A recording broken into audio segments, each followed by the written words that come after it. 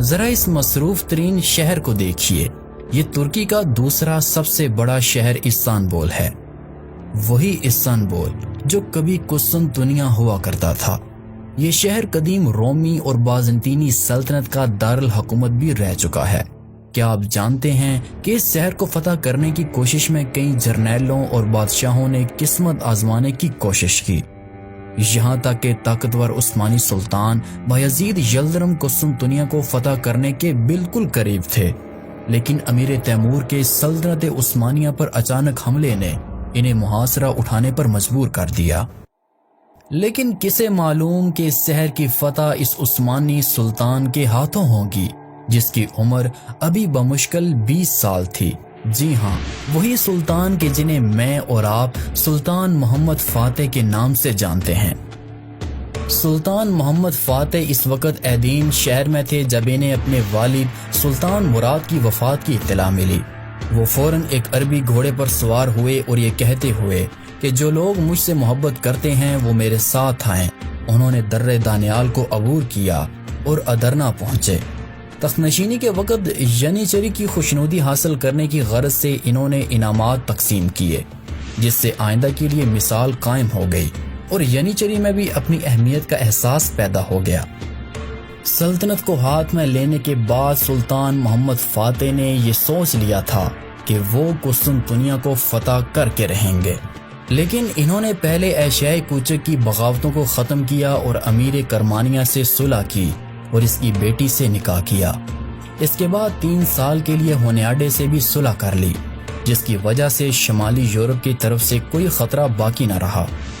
پھر سلطان نے ایک فوج موریا بھیج دی تاکہ شہنشاہ کے بھائی جو وہاں حکومت کرتے تھے قسطنطنیہ کی مدد کرنے سے روک دیے جائیں۔ ان تمام احتیاطی تدابیروں سے فارغ ہو کر سلطان نے آبنائے باسفورس کے یورپی ساحل اور قسطنطنیہ سے تقریباً 5 میل کے فاصلے پر ایک زبردست قلعہ تعمیر کرانا شروع کیا۔ قسطنطین نے اس قلعے کی تعمیر کے خلاف احتجاج کیا، لیکن بے سود۔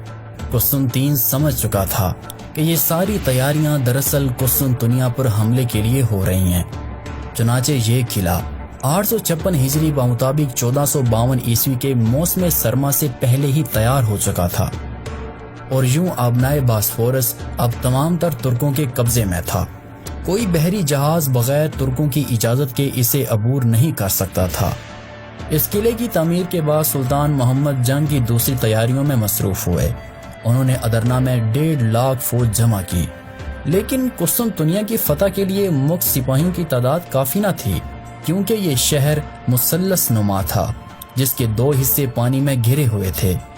بری فوجیں صرف تیسرے حصے سے حملہ کر سکتی تھیں جو مغرب کی جانب واقع تھا، لیکن اس کی حفاظت یکے بعد دیگرے 3 زبردست دیواریں کر رہی تھیں جو توپوں کی اعجاز سے قبل ہر طرح کے حملے سے محفوظ خیال کی جاتی تھیں۔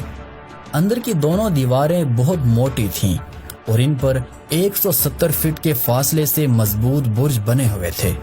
ان دیواروں کے درمیان 60 فٹ کا فاصلہ تھا۔ یہ دیواریں 5ویں صدی عیسوی میں شہنشاہ تھیوڈوسیس ثانی نے تعمیر کرائی تھیں اور اب تک 21 محاصروں میں قسطنطنیہ کو دشمنوں کے قدم سے محفوظ رکھ چکی تھیں۔ قسطنطنیہ کی فتح کے لیے ضروری تھا کہ ان دیواروں پر کامیابی کے ساتھ گولہ باری کی جائے۔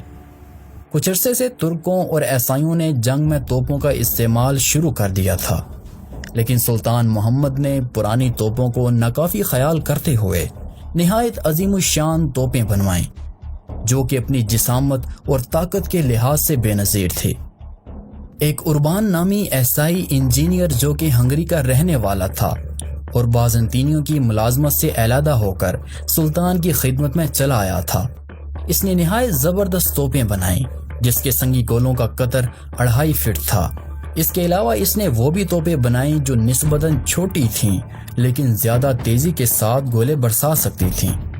سلطان محمد فاتح نے قسطنطنیہ کے محاصرے کے لیے 180 جہازوں کا ایک بڑا بیڑا تیار کرایا۔ ادھر قسطنطین نے بھی اپنی بچاؤ کے لیے تیاریاں شروع کر رکھی تھیں۔ اس نے شہر کی دیواروں کی مرمت کرائی اور جو کچھ رسد ممکن تھی اپنے پاس ذخیرہ کر لی۔ اس کے بعد اس نے مغربی یورپ کے فرما رواؤں سے مدد کی درخواست کی اور مشہور جینوی کمانڈر جان جسٹینیانی اپنی 2 جنگی جہازوں اور 700 منتخب بہادروں کے ساتھ محاصرہ شروع ہونے سے تھوڑی ہی دیر قبل آ پہنچا۔ یہ شخص اپنی شجاعت اور اعلیٰ فوجی قابلیت کے لحاظ سے تنہا ایک فوج کے برابر تھا۔ دوران محاصرہ وہ خاص کر آخری حملے کے روز اس نے ایسی جانبازی کا ثبوت دیا کہ خود سلطان محمد فاتح نے حسرت سے کہا، کاش یہ شخص میرے فوجی سرداروں میں ہوتا۔ 26 ربیع الاول 857 ہجری بمطابق 6 اپریل 1453 عیسوی کو قسطنطنیہ کا محاصرہ شروع ہوا۔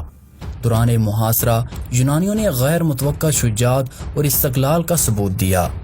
جسٹینیانی کی فوجی مہارت خاص طور پر نمایاں تھی۔ بری فوج کے حملے کا ابھی کوئی معمولی اثر بھی ظاہر نہ ہونے پایا تھا کہ وسط اپریل میں ایک مختصر سی بحری جنگ پیش آئی۔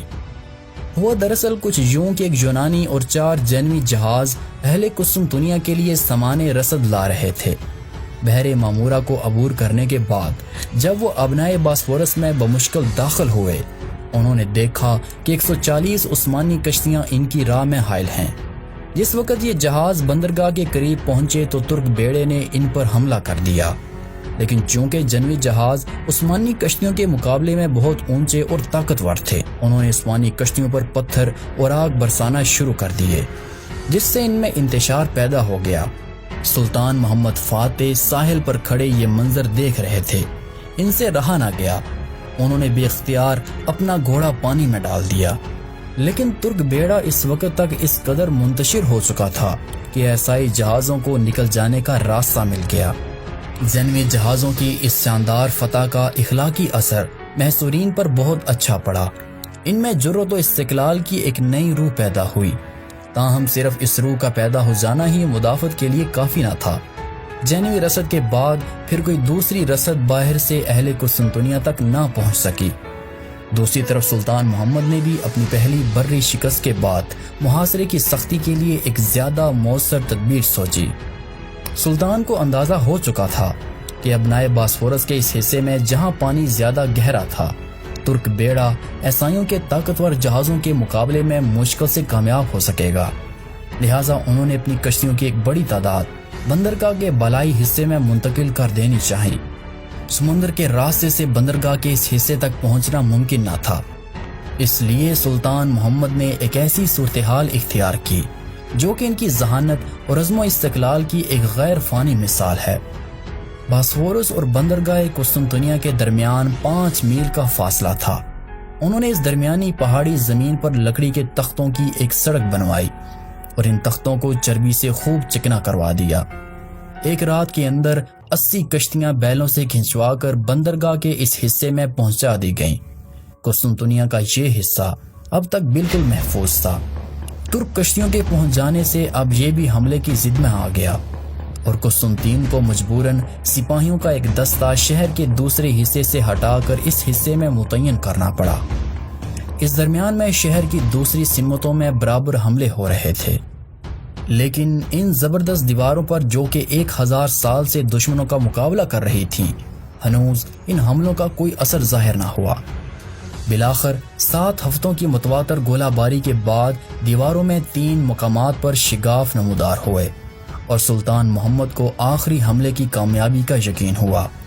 چنانچہ 15 جمادی الاول 857 ہجری بمطابق 23 مئی 1453 کو سلطان نے قسطنطین کے پاس پیغام بھیجا کہ اگر وہ شہر کو سپرد کر دے تو عوام اور جان و مال کی حفاظت کی جائے گی اور موریہ کی حکومت اسے دے دی جائے گی، لیکن قسطنطین نے اسے منظور نہ کیا۔ اس کے بعد سلطان محمد فاتح نے فوج میں اعلان کر دیا کہ ہم 10 جمادی الاول 29 مئی کو آخری حملہ کریں گے۔ چنانچہ 20 جمادی الاول 857 ہجری بمطابق 1453 عیسوی کی رات اور فریضہ نماز فجر ادا کرنے کے بعد حملہ شروع ہوا۔ حملہ مختلف سمتوں میں ہو رہا تھا، لیکن سب سے زیادہ زور اس حصے پہ تھا جو کہ دروازہ سینٹ رومانس کے قریب تھا۔ وہاں کی دیوار ترک توپوں کی گولہ باری سے بہت مجروح ہو چکی تھی۔ عثمانی اور یونانی سپاہیوں کی تعداد میں کوئی مناسبت نہ تھی، لیکن دوپہر سے پہلے تک انتہائی کوشش اور فتح کی پوری امید کے باوجود عثمانی فوج کا ایک سپاہی بھی شہر میں داخل نہ ہو سکا۔ قسطنطین اور اس کے ساتھیوں نے اس روز حیرت انگیز شجاعت کا ثبوت دیا، لیکن سلطان محمد بھی عزم و استقلال کا مجسمہ تھے۔ وہ ابتدائی ناکامیوں سے بددل نہ ہوئے اور اب سلطان خود جنیچری دستوں کے ساتھ آگے بڑھے۔ یونانی اس وقت تک بالکل خستہ حال ہو چکے تھے اور ان میں اب تازہ حملے کی طاقت نہ تھی۔ ایسے نازک موقع میں سلطان محمد اپنی پوری قوت کے ساتھ حملہ کر رہے تھے۔ جسٹینیانی جو کہ اس جنگ میں شریک تھا زخمی ہوا اور زخمی ہونے کے بعد جسٹینیانی شہر کو چھوڑ کر چلا گیا۔ اس کے جاتے ہی عیسائیوں میں کمزوری کے آثار نمایاں ہونے لگے۔ قسطنطین نے خود موقع پر پہنچ کر کمان اپنے ہاتھ میں لی، مگر ینیچری کا حملہ اتنا سخت تھا کہ شہنشاہ اور اس کے بہادر سپاہیوں کی جانبازی زیادہ دیر تک مقابلہ نہ کر سکی۔ خود ینیچری فوج کا سردار آغا حسن اپنے 30 ہمراہیوں کے ساتھ دیوار پر چڑھا۔ اگرچہ حسن اور اس کے 18 ساتھی موقع پر شہید ہو گئے، تاہم باقی کامیاب رہے اور اس کے بعد ہی ترک دستے بھی یکے بعد دیگرے پہنچتے گئے۔ یونانیوں کے لیے اب کوئی امید باقی نہ رہی۔ شہنشاہ قسطنطنیہ نے اپنی پوشاک اتار کر پھینک دی اور ترک فوج کے بڑھتے ہوئے طوفان میں گھس کر ایک جانباز سپاہی کی طرح لڑتا ہوا مارا گیا۔ چند لمحوں کے اندر قسطنطنیہ عثمانیوں کے پے در پے دستوں سے بھر گیا۔ شہر میں داخل ہونے کے بعد عثمانی مال غنیمت سمیٹنے لگے۔ ظہر کے قریب سلطان محمد فاتح اپنے وزراء اور امرائے سلطنت کے ساتھ شہر میں داخل ہوئے۔ سینٹ صوفیہ کے گرجے کے پاس پہنچ کر وہ گھوڑے سے اترے اور اس عالی شان معبد میں داخل ہوئے جس میں 1100 برس سے 3 خداؤں کی پرستش ہو رہی تھی۔ سلطان نے مؤذن کو حکم دیا اور یوں اس چرچ میں اذان دی گئی، اور فتح کے دوسرے روز سلطان محمد نے شہر کا جائزہ لیا۔ جب سلطان نے قسطنطنیہ کے شہنشاہ کے ویران اور اجڑے ہوئے محل کو دیکھا تو ان کی زبان پر فردوسی کا یہ شعر آ گیا: قیصر روم کے محل میں مکڑی نے جالا تان لیا ہے اور گنبد افراسیاب میں الو بول رہے ہیں۔ قسطنطنیہ کی فتح کے بعد سلطان محمد فاتح تقریباً 30 سال زندہ رہے۔ سلطان محمد فاتح کی وفات 1451 عیسوی کو 51 سال کی عمر میں ہوئی۔ سلطان محمد فاتح کی موت سے اہل یورپ کی جان میں جان آئی۔ سلطان محمد فاتح کو قسطنطنیہ میں دفنایا گیا۔